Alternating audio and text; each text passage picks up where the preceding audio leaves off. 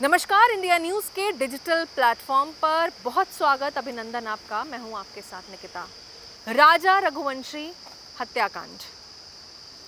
इंदौर का बिजनेसमैन जो कपल घूमने गया और फिर उसकी मौत हो जाती है। इनफैक्ट मौत इसको नहीं कहना सही रहेगा, उसकी हत्या कर दी जाती है। और ये हत्या कौन करता है? 25 साल की सोनम, यानी कि उसकी वाइफ, उसकी बीवी।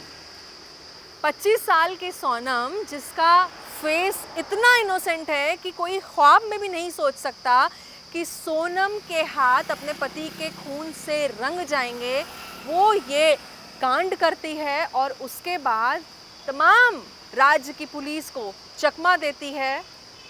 मास्टरमाइंड पूरी इस स्टोरी का सोनम को बताया जा रहा है। आखिर कहाँ से आया उसके पास इतना दिमाग? बिजनेसमैन इंदौर का राजा रघुवंशी, इतना सोबर, इतना अच्छा इंसान, जिसको इसके बारे में कुछ पता नहीं। शादी के चंद दिन बाद ये सारी चीज़ें हो जाती हैं और पुलिस भी हैरान है कि आखिर 17 दिन से चकमा दे रही सोनम को किसने ये स्क्रिप्ट बताई, ये कहाँ की है। कई बार हम देखिए ऐसी फिल्म्स देख लेते हैं जिसमें पूरी स्ट्रैटेजी और प्लानिंग के थ्रू चीज़ें होती हैं, चाहे वो वेब सीरीज़ हो, चाहे वो मूवी हो। अब ये स्क्रिप्ट किसने लिखी, किस वेब सीरीज़ और किस मूवी से ये प्रेरणा मिली सोनम को, इन सब के जवाब हालांकि पुलिस इन सब से पर्दा उठाने की कोशिश कर रही है कि आखिरकार इस पूरी कहानी में जो छठा आरोपी है वो कौन हो सकता है।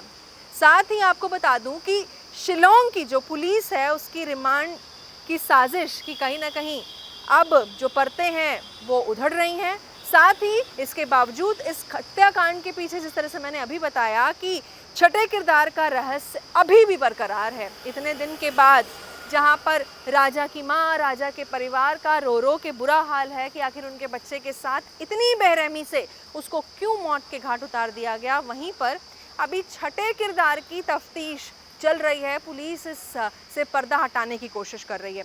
आखिर कौन है वो शख्स जिसने सोनम के दिमाग में इतना कुछ भरा? सोनम को ये प्रेरणा आखिरकार मिली कहाँ से?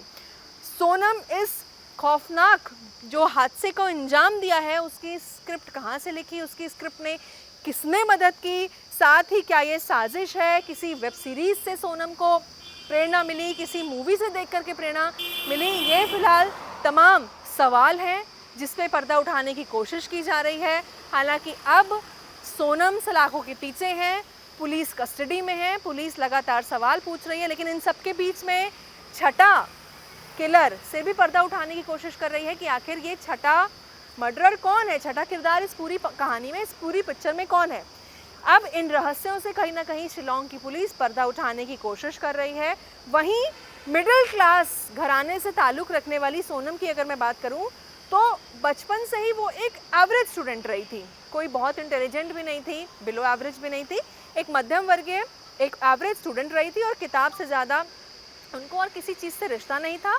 और किसी तरह ग्रेजुएशन उन्होंने पूरा किया और उसके बाद परिवार के बिजनेस में लग गई। और यही एक वजह है कि शायद उनकी शादी भी बिजनेसमैन से हुई।